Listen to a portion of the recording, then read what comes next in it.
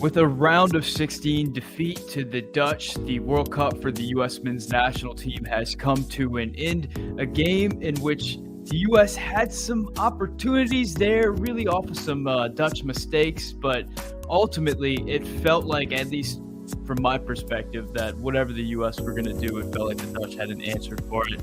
We're going to talk about what went right and what went wrong for the U.S. and plans for the future on this episode of the Yank Report. We're going to bring in producer Brad.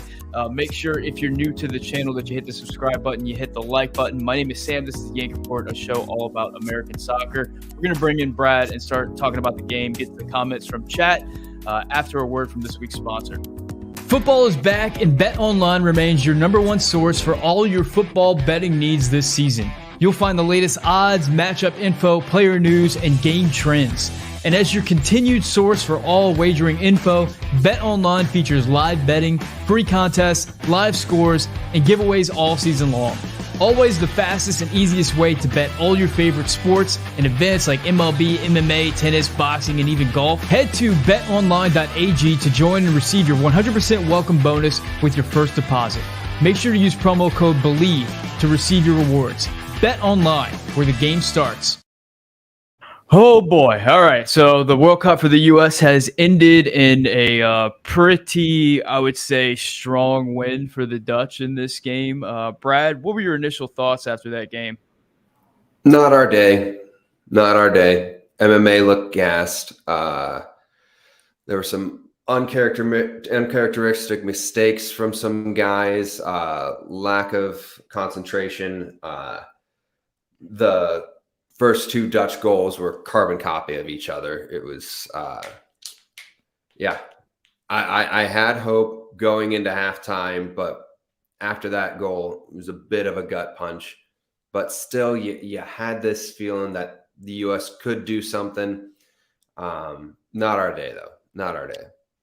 Yeah, I don't even know that I had that feeling going into halftime. It felt like, especially after they get the second goal, that we were just not going to be able to break down that Dutch block. And we didn't have the size to play in behind. I mean, Virgil van Dijk just won everything. Akai was just phenomenal all game long. We thought that the MMA midfield was going to be able to win this midfield battle, but that was not correct. I mean, the Dutch were able to kind of withstand our pressure, and they had the class to play out of it. I haven't seen our midfield or our press get exposed like that with quick combination play like that before. The Dutch were just a cut above as far as that. I mean, Memphis Depay was just phenomenal in his hold-up play all game long. The Dutch withstood a lot of American pressure, but whenever the ball came up to his feet, he was able to withstand whatever center back we had on him. He could beat him with speed down the channel. He could hold up the ball and play in one of the Dutch midfielders to launch a counter, which was how the first goal got scored.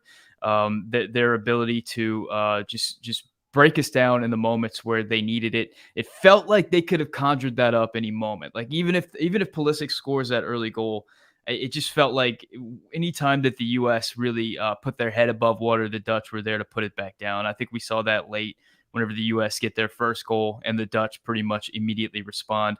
One of the criticisms of this Dutch team coming into this game was that it felt like they were in second gear all tournament long, and they didn't really press at all throughout this tournament.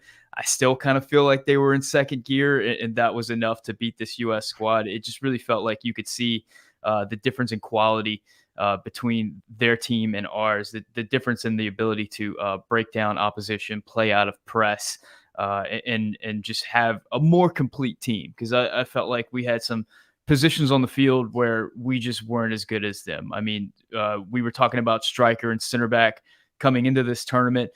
We could see that the striker position was just not good. We didn't get much out of that. That we didn't have anything that was troubling the Dutch back line, I don't think, at any point. And then the two forwards up top for the Dutch, Memphis and Gakpo, seemed like anytime the Dutch needed to relieve pressure, they could just play it up to those guys, and it seemed like they could just do it anytime.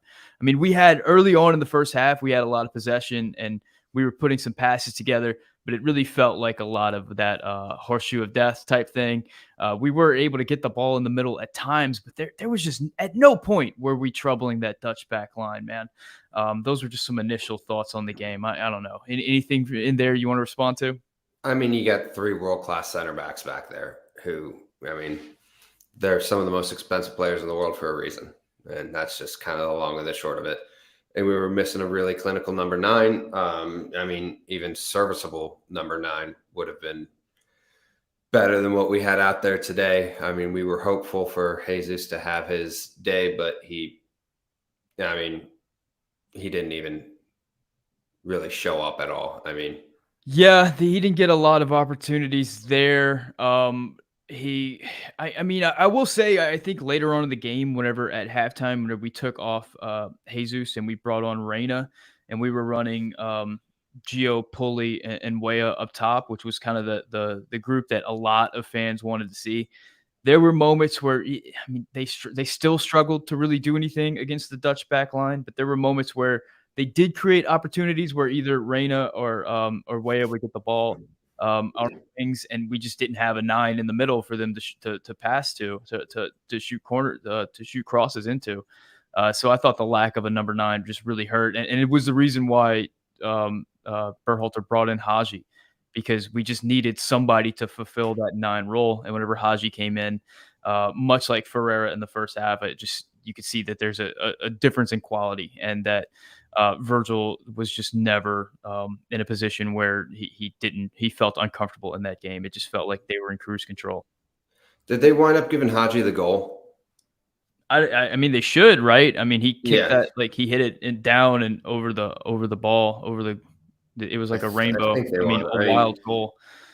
Oh, good. boy. Yep, they wound up giving it to Haji. Good. I mean, good for him, man.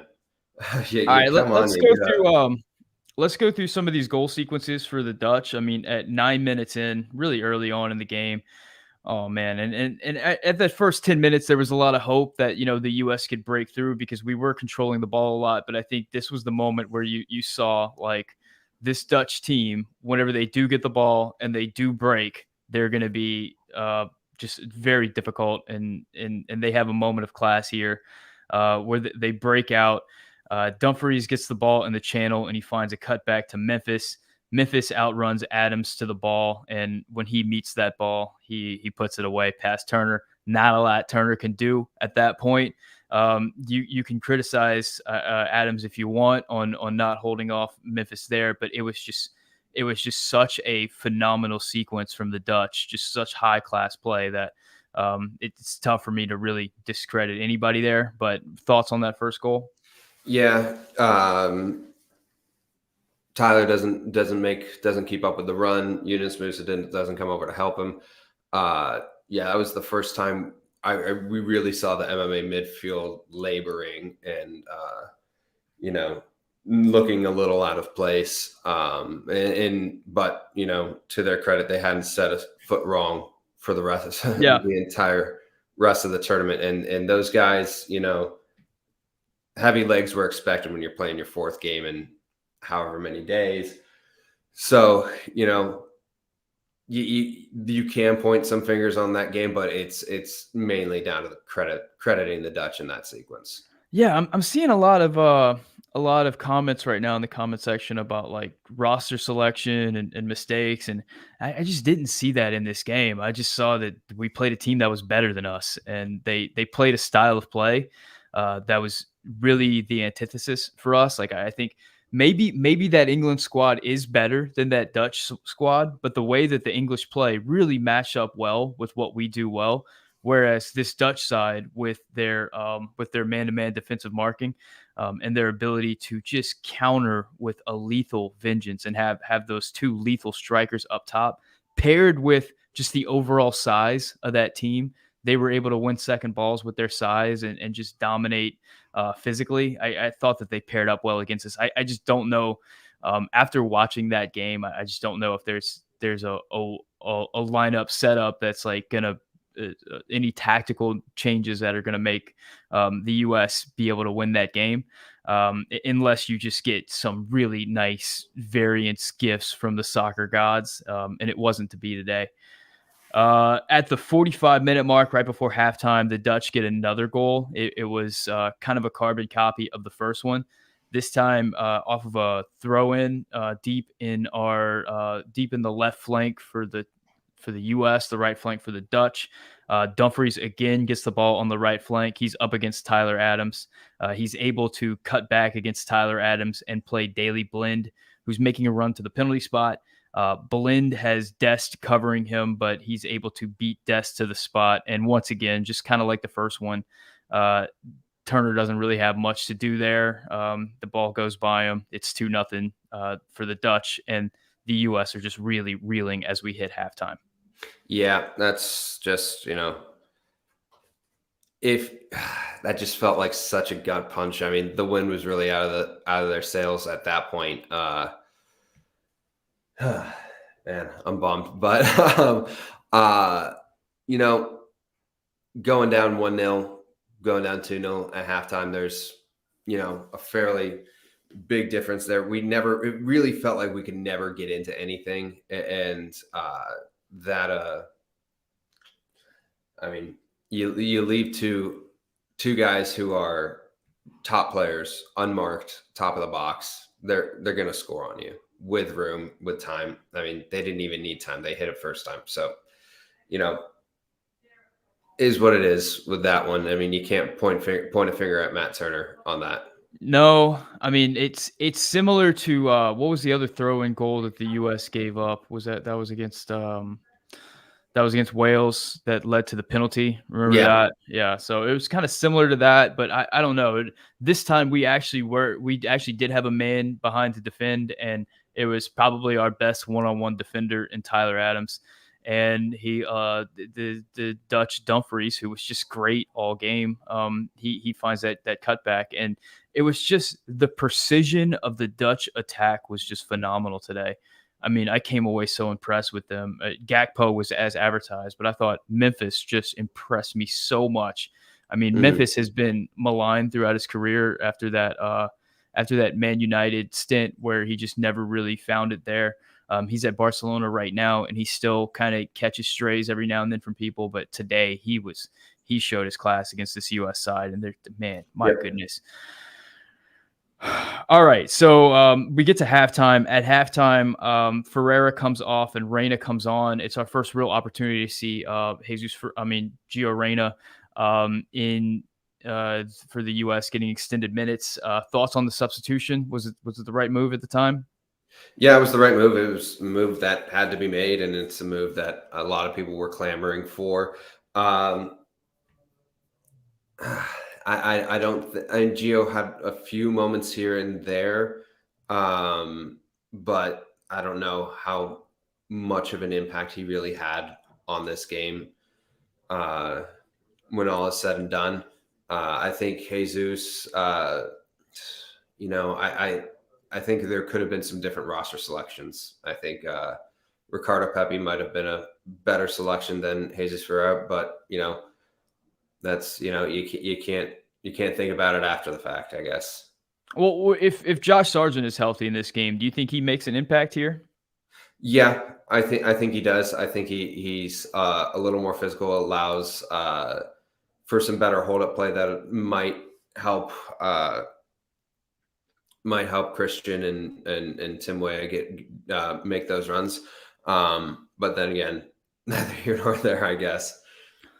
See, I don't know. I felt like no matter what, we were going to be swallowed up by that Dutch back line. There Yeah. just wasn't any space there for any fault. I mean, is Sargent really going to put his back to Virgil van Dijk and really like boss him around? I don't think so. I think it's similar to what we saw. I mean, with Ferreira in the game in the first half, he was able to drop in and combine here and there. It didn't really lead to anything dangerous. Those balls in the box, I mean, anytime we had balls in the box, the Dutch were very well marked, very well disciplined in the box. Just didn't have a lot of opportunities there. I don't know. I don't know that Pepe. I don't know that we really have a striker that's capable of really helping us in this game. In I four don't know. years we will. In 4 years we will. I mean, that's the thing, man. You look at this lineup, and the striker is just a position of weakness for this team. And maybe you're right. Maybe in 4 years we're able to develop a striker that is at the level of some of the other guys that we have, at the level of Pulisic and McKinney and Adams, and if we have that, we're a much more complete team and we're a much more dangerous team in this World Cup. Maybe it's one of the guys we're talking about is going to develop into that potentially, but in this tournament They're we all didn't have young it. dudes. They're Yeah, all young they're dudes. I all young. mean, Haji Absolutely. Haji Wright is not that young, but Haji's Pepe like 24. I think Pepe is, what is he, 19? Pepe just turned Herrera 19. Jesus 21. is still 21. Sargent's 22. So Yeah, yeah, just we turned have a lot of 22. guys who can still develop into that, but clearly we don't have it right now. I thought when Gio came on, I just didn't feel like a lot changed for us. I feel like Mm-mm. we were more dangerous in the first half than we were when Gio came on, honestly. And a lot of that was just because we didn't have any strikers that were attacking the net. We didn't, whenever we did create an opportunity to maybe go at the Dutch back line, we just didn't have any runners making that front post run. I mean, there was one moment in particular where Tim Weah got the ball on the right flank after some nice play by the U.S., and he looks up at the Dutch back line, and there's just no American close. I mean, the Mm-mm. closest guy was Christian Pulisic making like a gut busting 30-yard run just to try to get close to the box. And Yeah. Weah had to wait so long for Pulisic to even get to the box that the play was dead. I think a Dutch defender was able to stop it. I think it led to a corner kick, but the lack of the lack of a striker in this team was apparent. Yep. Absolutely. Absolutely. And hopefully one of those guys comes good in time. I mean, they got 3.5 years to do it. So at the 64th minute mark, we get that striker to come on the field. Wright and Aronson come on. Weah and McKinney come off. Um, about what we've been seeing throughout this tournament with Weah and McKinney coming off in the 64th minute. I thought McKinney just I thought he gave everything he had in this tournament, man. There's not a lot that I can be upset with about Weston McKinney in this tournament, and Tim Weah as well. I mean, he had that thunder strike in the first half. It was pretty, I think, a pretty pedestrian save for the keeper. It probably looked a little bit more spectacular than it was because of how hard it was hit. But two guys that played really, really well for the U.S. in this tournament. Wright and Aronson come on. Your thoughts on the sub? Um, it's what had to be done. Those guys had, like you said, just given everything they got, and they were laboring a bit, so you had to come in and switch it up. I thought Brendan Aronson was good. Had a good motor, good work rate. Haji Wright gets a little lucky with the goal. Yeah, If he's a few steps faster, I think he gets to that other ball that was able to find its way out before yeah. the keeper gets there. Um, I mean, you see just the lack of class there. I mean, yeah, you see just the incompleteness from our striker pool. Like Ferreira doesn't have the strength, Haji doesn't have the quality with the ball at his feet. It's just we just don't compare that to whenever the ball rolled into the feet of Memphis, and you could see just like the difference in class and the difference of yeah. what it takes to get results at this level. David D says our midfield was gassed. Triple G needed to give Luca Della Torre like 10 minutes in each group game to keep us fresh. Would Luca Della Torre been a difference maker in this game? No, that's an interesting thought for the 10 minutes at the end. But to be I fair, love we the cold and confident no. I mean, I feel the same way, but go on. yeah, no, I don't think so. Um, I think you would have loved to put Luca in for 10 minutes in the group stage game, but one, I don't think one, we don't know about his fitness level. Could he have done that? Two, um, those games were so tight, the margins were so thin. If you don't 100% trust a guy or think he's 100% fully fit, I don't think you can throw him out there. But I do agree that the MMA midfield was absolutely gassed. Yeah, you could see. I mean, the difference between teams that make the round of 16, are expected to make the round of 16, and teams that are happy to be in the round of 16 is that depth, is that quality. Yeah, We're not able to rotate like a team yeah, like Brazil or Argentina or England. We don't have that depth, and I think you really saw that in this tournament. yeah. I mean, we know that if we have our guys healthy and well rested and in form, we can go toe to toe with just about anybody. But in a tournament setting like this, when you need some squad rotation, we don't have that yet. I mean, we're developing great players, and it definitely will come with time. Maybe by the next World Cup, maybe by the World Cup after that. But we got this. We have the starters. We just don't have Yeah, any depth. I mean, I think we're missing starters at maybe one or two spots, center back maybe, and striker. But other than that, it's a question of depth. And you know, people talked about France in the last tournament. They were one of the younger teams. They were one of the younger teams, but they also had a lot of dudes on the bench that could come in and still not have an epic drop off in quality. yeah. That's So the difference, man. And we yeah, don't have that. Good Guy FC says, I'm surprised everyone is so negative. If we finish our chances, we could have won or at least gotten close. We had 17 shots during the game with 8 on target. I mean, I'm surprised people are negative as well, but it's not because we could have won. I think to me it was pretty clear that we just got outclassed. That Dutch side was just straight up better than us, and there was not a lot we could do to win that game unless we got really lucky from the soccer gods. I mean, I just thought there was a big disparity in quality on the field.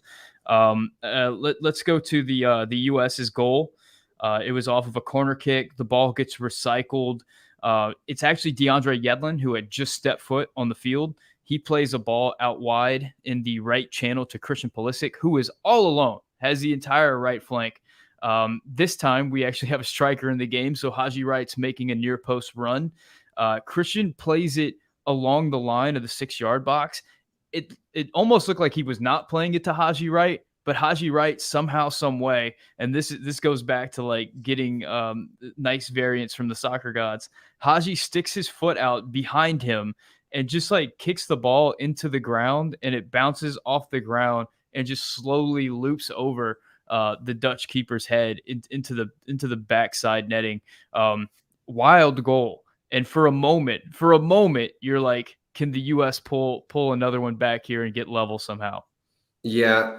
For a waning moment there, I had hope. I was also surprised in the lack of stoppage time. I thought there was going to be way more than 6 minutes, but that we'll get to that later. Yep, a bit lucky, bit of a blessing from the soccer gods, and for a minute there, I thought we had a chance, and they had a few like not even half chances right after that you thought, hey, maybe Yeah. this could be it. I was just like, I had a feeling I was getting set up to get my heart broken. So I tried to not let myself get excited, but of course I did. But it was good. It was good it was good while it lasted. Yeah, let's see. Where do I have the last Dutch goal, if I even have it down? Okay, in the 78th minute mark, so just a few minutes after the American goal. The American goal was at the 75th. The Dutch score again in the 78th. So it was just right after it. Pulisic picks up the ball in midfield in the left channel. He walks towards the Dutch box. He doesn't get any pressure. Oh, no, I'm sorry. I'm reading the wrong thing. This was in the 80th minute. In the 80th minute, Memphis does some really nice work in the left channel of our box. I mean, he was just so good all game, so classy all game. Eventually, he passes back, and the Dutch player plays it out to Daley Blind, who was just wide open on the left. I mean, we had no pressure on the ball. Blind is able to pick up his head and find Dumfries at the back post, who was completely unmarked at that time. Anthony Robinson had checked to the player that Tim Ream was marking, and the ball in is great, and Dumfries is able to put it by Turner. Turner just really has no opportunity to save this thing. So it's the third goal. It's 3-1, and at that point, it's pretty much over for the U.S. Yep, that was it. That was the last blow that knocked us to the mat. A-Rob, who had been great all tournament, was laboring, was injured. I was surprised that he took Dest off rather than A-Rob, mainly because of how labored he was. But uh, yep, when you have a guy of that class waiting back post completely unmarked, there's nothing you can do. And that was the last gasp there.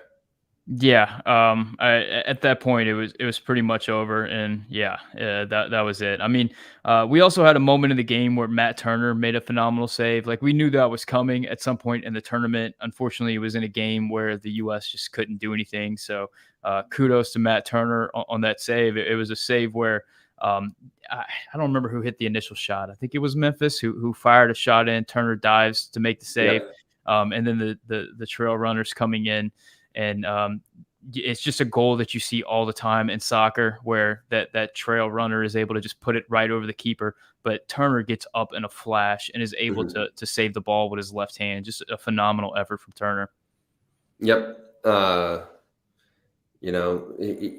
He made some good saves. He's going to have some great World Cup memories. Maybe he's there for 2026. Maybe he is. Maybe he isn't. But he showed his class, and it was really fun getting to watch him. He's a great story. Just one that shows everybody don't quit your daydream. I mean, the kid really picked up soccer when he was like 16, and Yeah, put in the work. great story.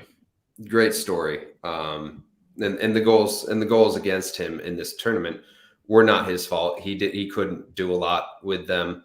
And he made some big saves for us when he was called upon. I see Daniel H has a comment here. He says, "I have a question for y'all. Do you think that the U.S. needs pro rel in their domestic league to progress as an international side?" No. For me, that's a no. I mean, there's plenty of teams that have pro rel in the domestic league that the U.S. is already better than, that they've already progressed further than. If you think about just how far this nation has come in producing players in the last 25 years, to suggest that that's going to slow down anytime soon is, I think, a little bit foolish. I think we've produced a generation of players already with this system that has really, I think, surprised a lot of people in world soccer. And I think that next generation is coming and it is going to help solidify this group. And I do think that in 2026, the U.S. is going to be able to put together a side that is going to challenge for a round of 16 spot. And I think that growth is coming regardless of pro rel. I mean, if we saw evidence that like every nation that had pro rel was just constantly putting out great players, that would be one thing, but it's just not really the case. Yeah. No. The thing was having a sustainable professional league. I mean, when you think about the Yeah. 1994 World Cup, MLS was still 2 years off kicking off its first game. Now that MLS is secure, MLS Next is secure, USL Championship is secure. And they all have academies and all have youth systems that are producing good talent. It's really only a matter of time. And I think the pro rel question is an interesting one in respects to the league progressing into like a top 10 league, top 10, top 5 league, whatever. But in regards to youth development, no. Yeah, it would be interesting. I mean, this isn't an MLS show, but as that league continues to expand, like how they deal with getting like upwards of 40 teams is going to be interesting. I don't know how it impacts youth development. I see Easy E here says, it's ridiculous to think the USA had any chance in this game. Blaming player X or player Y is pointless. The Dutch are a far better team. Nobody in the world can beat Virgil van Dijk. Are you crazy? I think he goes a little far in this comment, but I kind of I agree with the idea that blaming player X or player Y, like there was no one player that was responsible for this loss for the U.S. I don't even know that the team played poorly. Like I felt like they did what they could, but they just got outclassed by a better team that matched up really well against them. That had a style of play that we really struggled with, and I just don't know that there's any swaps or any players in the pool that could have really made a difference in this game. Yeah. No, I don't think so either. Better team on the day, better team probably in general. So, you can't be too mad. Yeah. I think let's see. Keyshawn here says, "Have you watched this World Cup? There's a bunch of upsets," and that's true. There have been a bunch of upsets, but I think in order to get those upsets, I mean, you got to hope that whenever you're up against a side that is like the Dutch and was just on today, like you got to hope that that side is not on, that they're off, and that you're going to have some balls roll your way. And the U.S. actually did have some opportunities roll their way, but they weren't able to capitalize on them. I mean, Christian Pulisic has that moment in the first half where he could have scored that goal and he didn't. And the funny thing about like biases and the way that we think about players is like Christian Pulisic has that moment to score that goal, and he misses the finish. But nobody's criticizing Christian Pulisic after this game. Like we know how good of a player Christian Pulisic is and how good he's Yeah, been for this national team.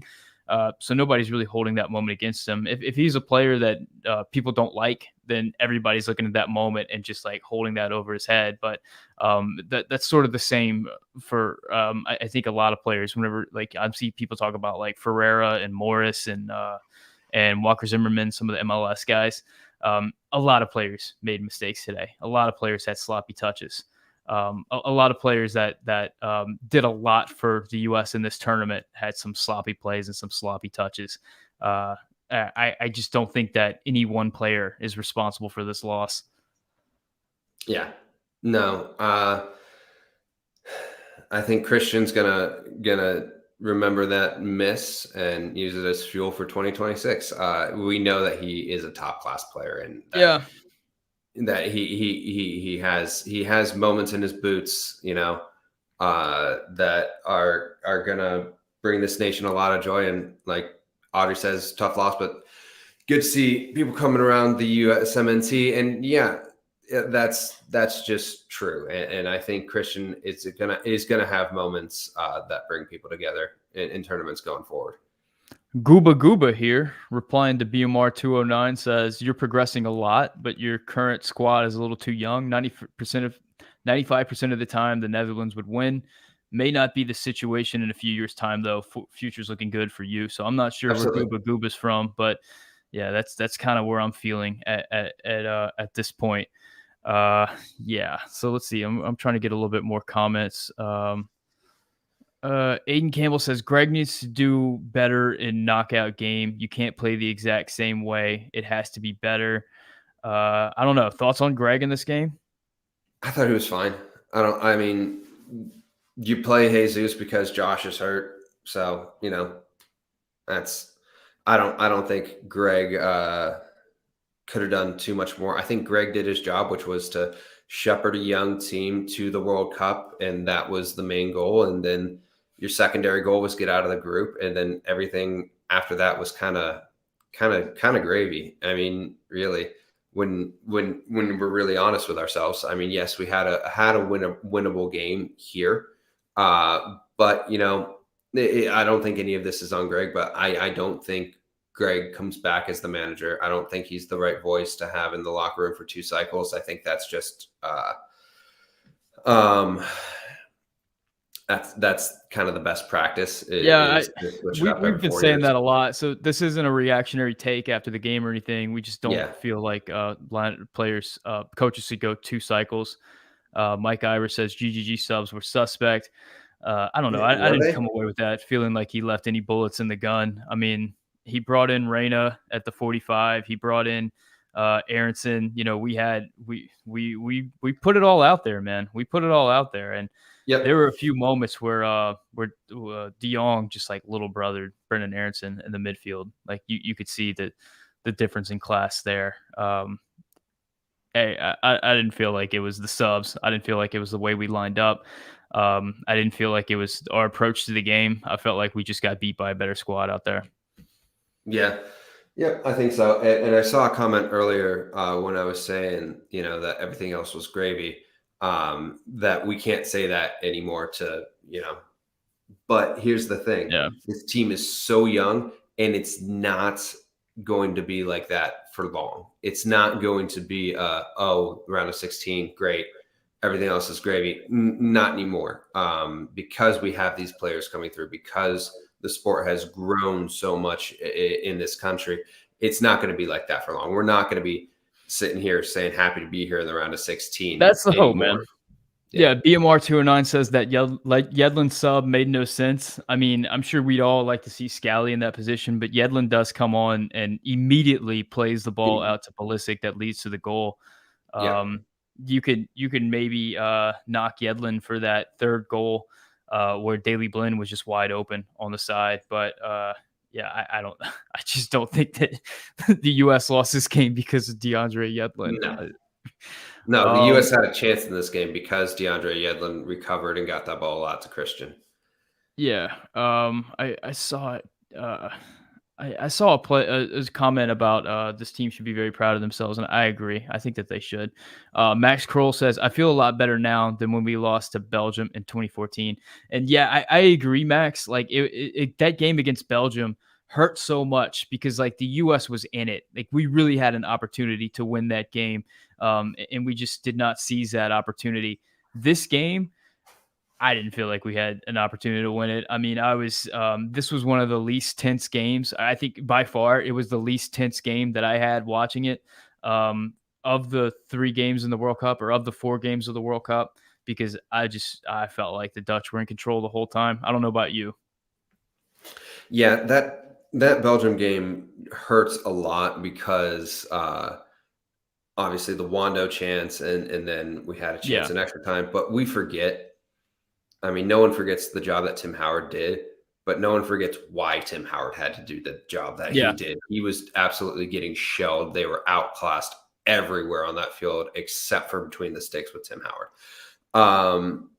This one, I thought we had our moments, and the future is so bright for this team. And there were those moments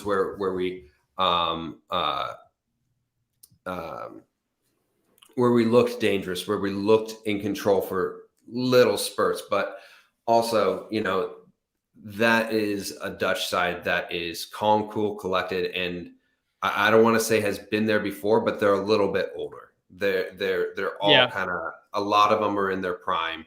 Yeah. Their young guns are 23 years old. Our young guns are 19, and our veterans are 23 years old. So Yeah, I see WikiLeaks says if you played just a defense, you would have a chance. And I don't know, man. I feel like we got some really great defense out of this group all through the tournament. And the goals that the Dutch scored were just of such high class and such high quality. It's not like there was sloppy defending. As the game wore on, there were certainly some sloppy touches that led to counterattacks for the Dutch. But the goals that they scored, I felt like were, especially the first 2, were just yeah. high quality goals, man. We had guys in position. We had the guys that you'd want in position, but they just got beat, man. They just got beat by really good players. Yep, that's just the long and the that's the story of the day is that they have. I mean, we do have great players on our team, but those great players have been pretty much run into the ground, and the Dutch really were kind of coasting on their way into the knockout rounds. We'll see what happens with this team. I'm willing to bet they run into a buzzsaw with Argentina coming up next, but we'll see. We'll see what happens.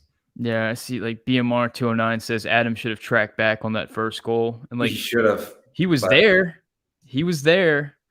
Tyler Adams just was probably the U.S.'s best player throughout this World Cup, and he was there. But it's just a moment of absent-mindedness against a team of this quality. You're going to get beat. yep. Tough. I mean, I don't know what the answer there is BMR. Like, do you cut Tyler Adams? Like what are you suggesting here? Like, I always find that funny whenever we criticize these players that are just so good and offer so much. It's like, do you want to drop Pulisic because he missed a shot? Is that the suggestion? I don't know. Yeah, tough.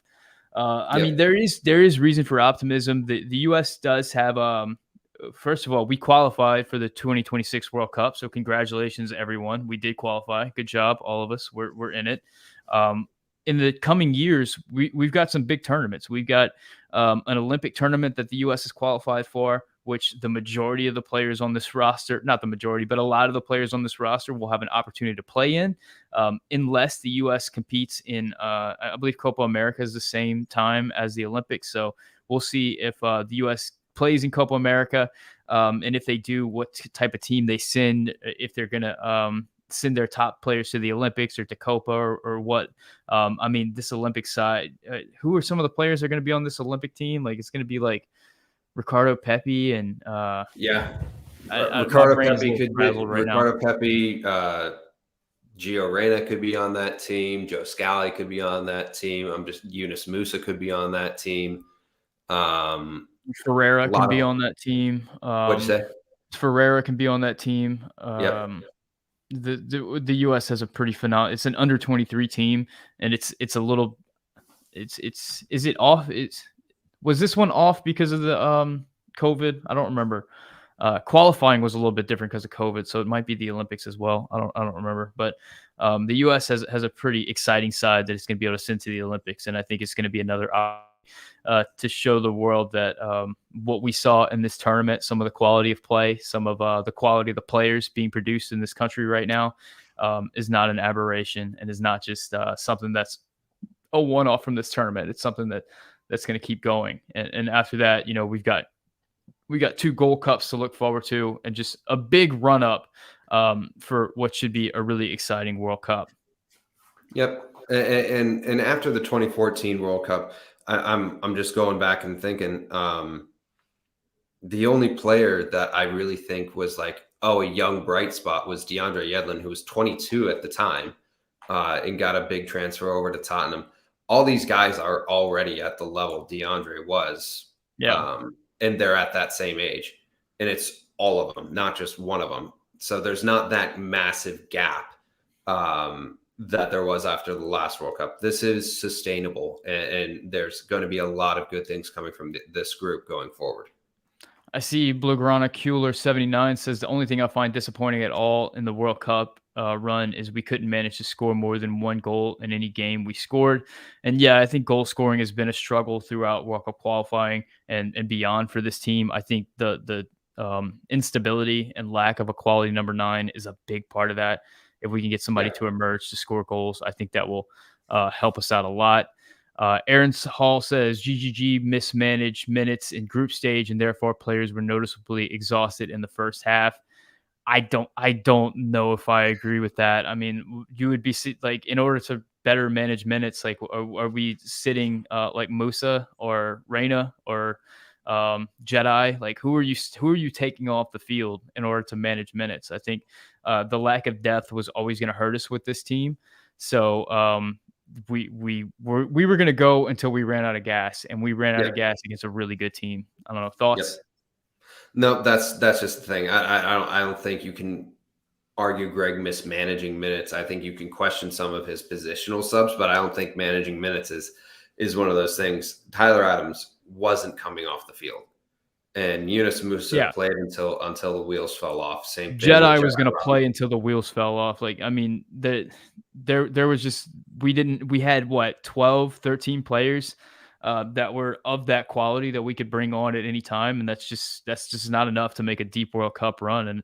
And not to mention, some of these guys came into the tournament not quite 90 minutes match fit, and I think I would say most of them. I mean, Anthony Robinson was coming off an injury, so was Yunus Musa, so was Tim Boyd. Aaron Hall says Musa ran out of gas in the 70-minute mark of the Iran game. And Musa throughout his career, even with his club team, is not always a 90-minute player. So that's just a frustrating thing. Rough, man, rough. Aiden Campbell says Luca Della Torre could have been used in the group stage, and that's another player that came into the tournament with an injury, and we don't know his health situation. He hadn't been playing much for Celta Vigo coming into this tournament, and not to mention Luca Della Torre is a offensive sub that is great in the midfield if you have transition moments. You worry about him if it's a situation where he's got to defend a lot, and especially if he's got to press a lot.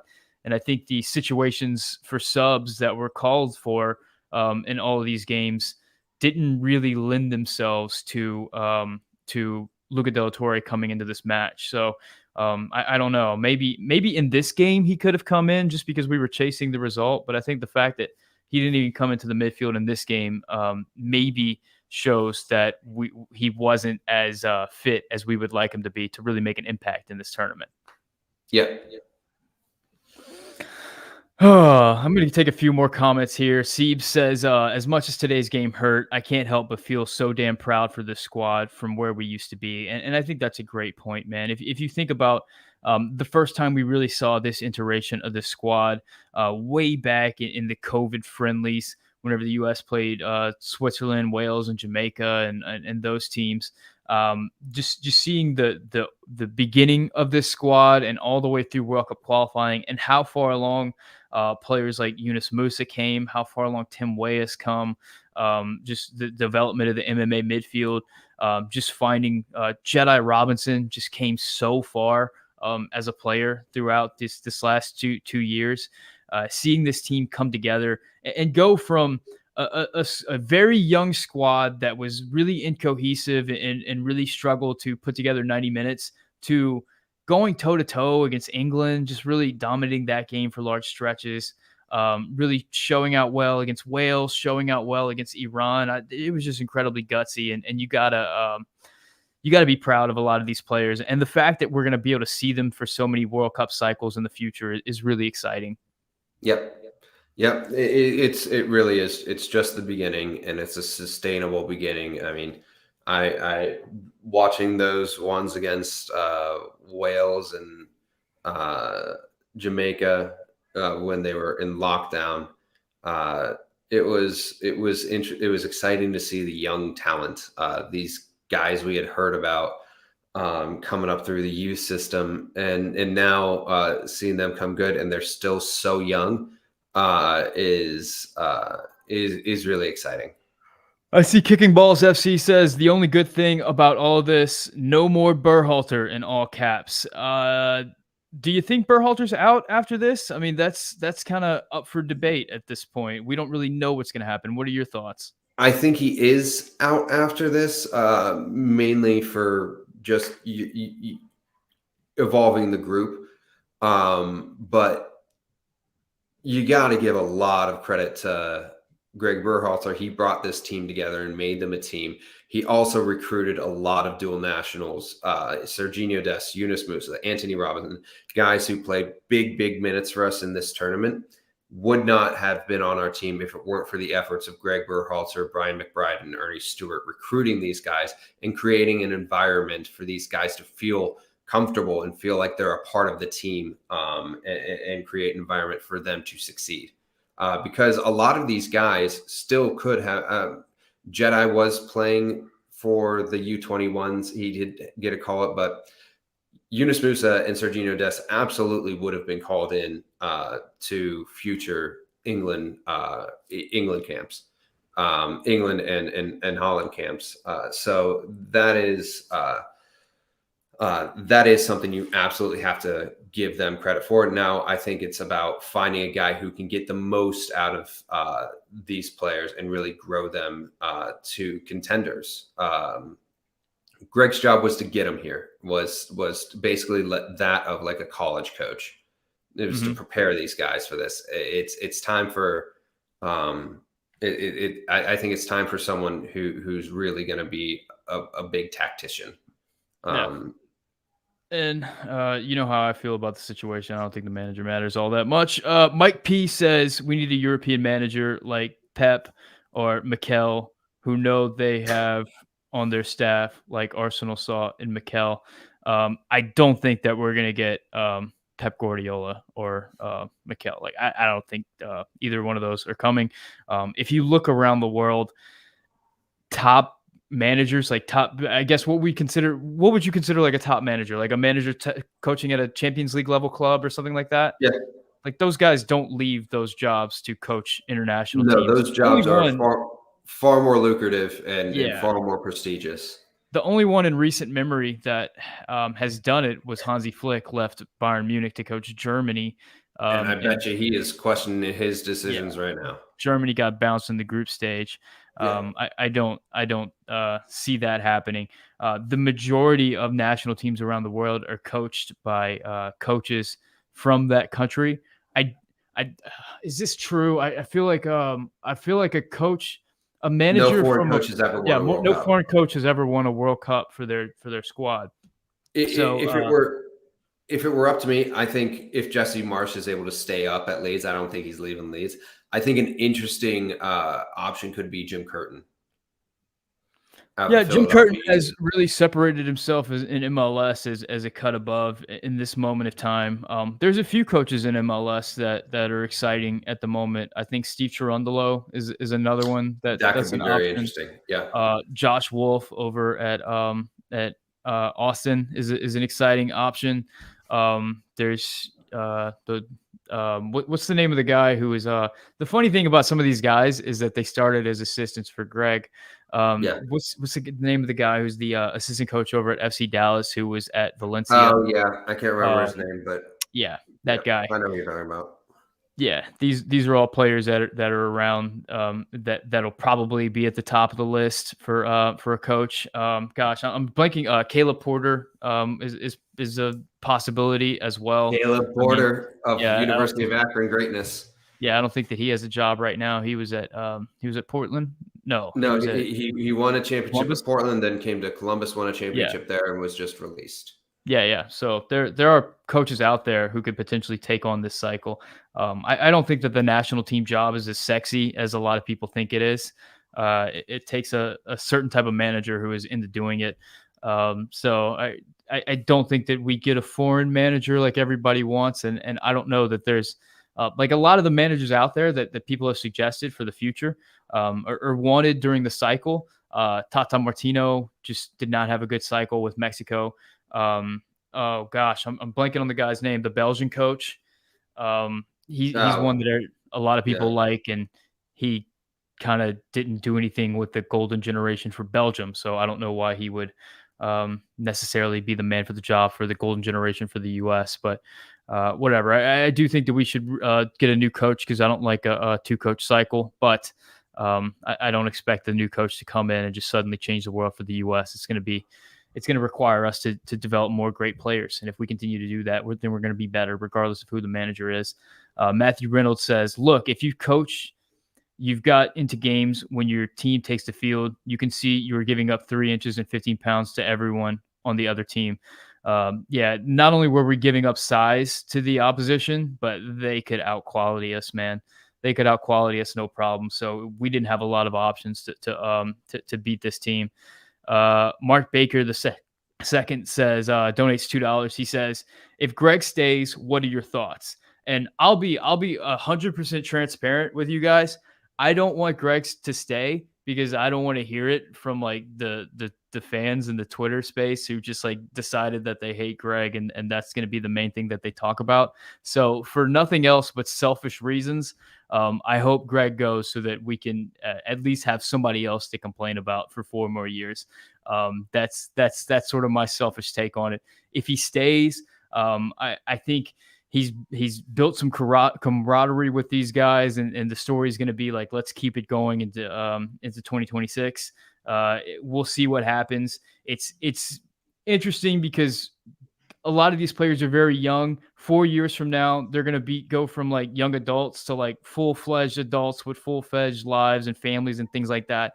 It's going to be a completely different dynamic.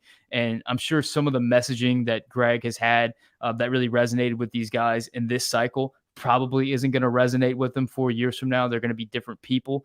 Yeah. So oftentimes that second cycle, that's whenever you start seeing kind of infighting and divisions and things like that, because the messaging from the coach is just not received the same way in the second cycle. That would be what my thoughts and concerns would be. I don't know about you, Brad. Yeah, that's my thing too, is I think that voice in the locker room, the kind of rah-rah college coach voice, won't translate in 4 years from now when these guys are a little bit older and you see it all the time in the NFL when a college coach tries to make the jump and tries to kind of be that rah-rah guy. That message oftentimes falls on deaf ears. Yeah. So, yep. Yeah, BMR 209 says, Sam, do you honestly think that Berhalter is a good enough coach to get us to the next level? BMR, I don't think a coach is going to get us to the next level. I don't think that there's any coach that's going to come in and just all of a sudden change the way that our team works, just because there's no coach anywhere that does that for any national team. It's going to be all about the players that we have on the field. The team looks so much better now than they did in 2018 because we've got much better players. For you guys that don't like Berhalter at all, I mean, this is your opportunity to say Berhalter is not the reason why this team looks so good in this tournament. The reason why this team looks so good in this tournament is because we've got really good players. The issue is we don't have enough of them. If we want to get to that next level, we need 4 or 5 more of these guys, 4 or 5 more of these guys that can fill in at the striker and the center back position, and also be rotation players off the bench to where whenever we do make those substitutions, we're not losing as much depth. And then our players at the top, we need them to be even better, because the reality is, as good as our core group of guys is, we went up against a group of for the Netherlands that had they had issues of their own in their squad, but I think that their elite players were flat out better than ours. I mean, Memphis Depay is a phenomenal striker at Barcelona. Gakpo is the next big thing in world soccer, and I think we saw that. I think De Jong in midfield was class. I mean, we saw him defensively shut down some of our players in a way that we weren't expecting, and then start breaks in a way that we weren't expecting. Virgil van Dijk, like, what can you say about that guy? He was an absolute wall all game long. Their goalkeeper was phenomenal. I mean, Daley Blind is a player that gets chastised a lot, but in that moment where he needed to deliver that ball into the box, I mean, he did it with precision. That's that next level. That's what we need to do to get to the next level. I don't think it's Louis van Gaal. That's the reason why the Dutch are so good. I think the Dutch are good because they've got some really, really good players, and that's what it's going to take to get to the next level. Brad, your thoughts? Yep. I think just keep doing what we're doing. I mean, the level of play in our country and the level of player that we're producing now is light years ahead of where it's been. And Yeah. really, when you look at it, we've only been playing soccer for the blink of an eye in the professional game.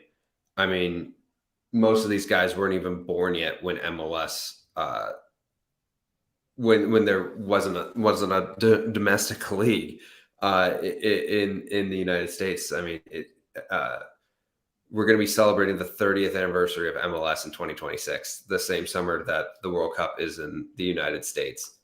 We've been playing for 30 years. Most of the clubs over in Europe have been around for hundreds, not hundreds, but like, I'm trying to think. Craven Cottage was built, first game there was played in like 1882 or something like that. We are the baby Eagles is not just the name of our team, it's the name of our country in this sport, really. Yeah. Michael W says, in Louis we trust. We will be singing that for you after the Netherlands wins from Argentina. Fingers crossed. And the funny thing is, like, as much as like American fans are criticizing Berhalter, the Dutch have been criticizing Van Gaal. They've been criticizing the way the team is played and the way that they look throughout the group stage, because they have a different type of ambition than us. Like, they want to win the tournament. They're thinking differently. So criticizing the coach is certainly not a unique thing to the United States. I think a lot of managers are going to get criticized. I wonder if Van Gaal gets criticized after this match, because I thought the Dutch just played. They had a really good game plan and they executed it really well. We'll see. We'll see in the coming weeks what happens with Greg. We'll see in the coming weeks what happens with the rest of the tournament.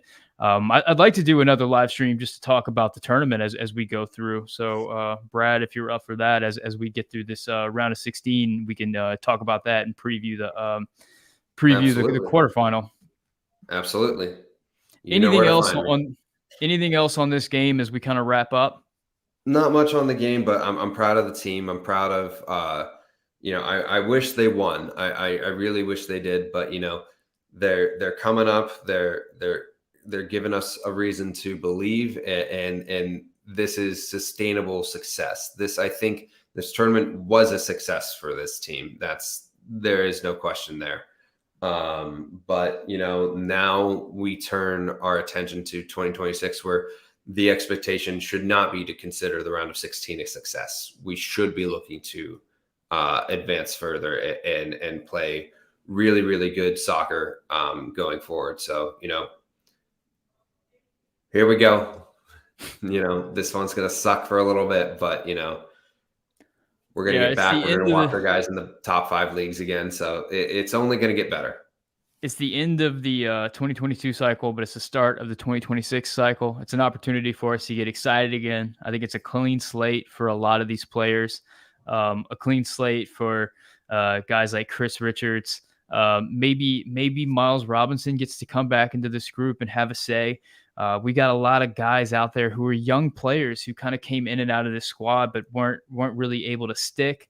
I'm thinking of guys like George Bello, like Jean-Luc Abusio, players that are very Sam Vines, players that are very young still and have an opportunity to grow a lot more as players. And then there's some of the guys on this squad like Ricardo Pepi, Josh Sargent, Jesus Ferreira, maybe even Haji Wright.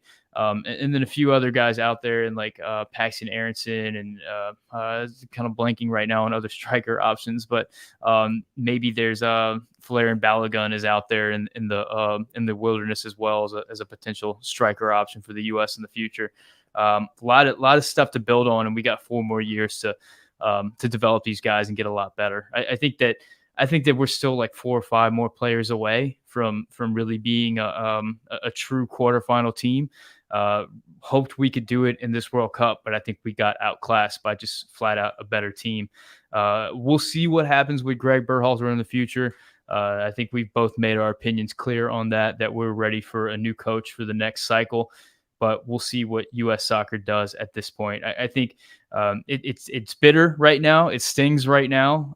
But I think in the coming weeks, I think we'll look back on the cycle and there'll be a lot to be proud of. I think we made it further than a lot of people were expecting. A lot of American fans were expecting. There were a lot of American fans expecting that this team was going to fall flat on its face. But clearly that didn't happen. Clearly they came through and had some moments where they really shined, where they really excited the world. And really, I do think that they changed the way that a lot of the world views American soccer. And we saw that from a lot of international publications and a lot of the big tactics guys. And a lot of people took notice of some of the young players that we have on this squad, which is exciting for the future. Job is not done. The mission is still to dominate this sport because we're Americans. We dominate in every category. We compete for championships in everything we do. That's the mission. I don't know that that's going to happen in 2026, but I think we do get a step closer in 2026. And by the time 2030 and 2034 comes around, I think this team is really going to be up there as one of the maybe dark horses at that point for a deep tournament run in a World Cup. We'll see what happens. That's still a lot of time ahead of us. I think this World Cup showed that the U.S. is taking steps in the correct direction, that the things that they're doing right now are working. Things are pointing in positive places for the U.S. across the board. So I'm really excited for the future. I'll leave it on Randall Calrissian's $1.99 donation. He says, "A European coach, you won't save us." I agree that the coach isn't going to save us. We've had European coaches before, but that didn't really change much. Guys, thank you so much for hanging out with us for the World Cup. Appreciate all the likes, appreciate the subscribes, appreciate the comments. Thank you, guys. We're going to be back at it with more coverage of the World Cup. Thank you to everyone who's already subscribed. If you want to really support the channel, you can become a member. Membership directly supports the channel, and you get a cool little badge in the comment section. Shout out to the Tier 2 members, Manuel Oliveras, Mike Irish, Matthew Hanna, Michael Baker, Dan McVeigh, Mike Irish, Aaron M, 427 Motorsport LLC. For Brad, this has been the Yank Report. My name is Sam. Oh, we got a donation right at the last. David, I was well into my outro there. $4.99. We need to find a number 9 as soon as possible, and central defenders that know how to play with the ball. I want a new head coach with experience. Saludos de Miami. I don't know that we need to find one ASAP. I think we got a little bit of time now to find one. Finding one ASAP isn't going to help us very much in the short term. But, yeah, I think those are be the slots to fill as we look towards the Olympics in 2026 and the future Gold Cups. We're already qualified for 26, so that's a good thing. Guys, thank you so much for making this fun. My name is Sam, and this is the Yank Report brought to you by Bet.